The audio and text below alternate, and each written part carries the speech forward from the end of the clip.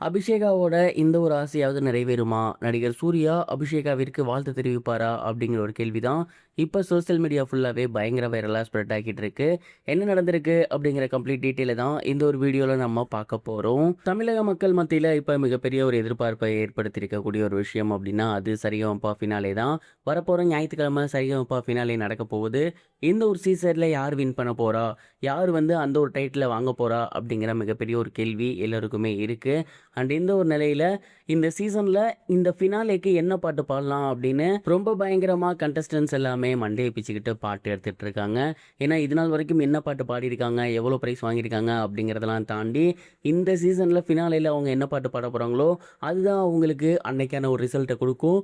அந்த வகையில் அவங்களுக்கு கம்ஃபர்ட்டாக இருக்கக்கூடிய சாங், அதே நேரம் மக்கள்கிட்ட ஃபேவரட்டாக இருக்கக்கூடிய சாங்கை தான் அவங்க ரொம்ப ரொம்ப பார்த்து பார்த்து தேர்ந்தெடுத்துட்டு இருக்காங்க.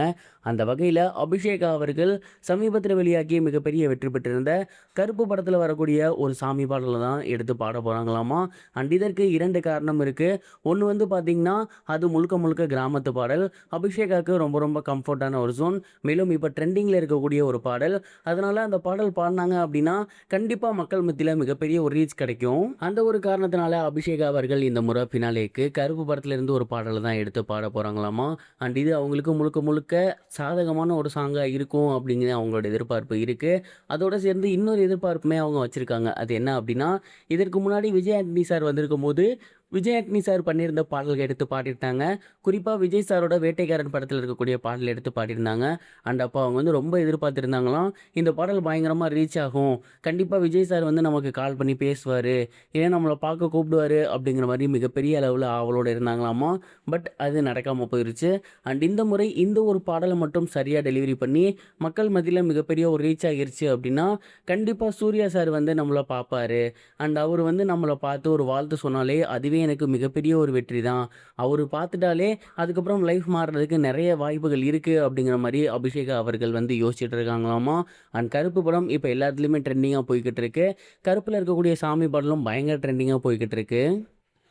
அபிஷேகாவுக்கு கிராமத்துப்புற பாடல்களை பாடுறதுக்கு சொல்லித்தர வேண்டிய அவசியம் கிடையாது. பின்னி பெடல் எடுத்துருவாங்க அப்படிங்கிறது நமக்கு நல்லாவே தெரியும்.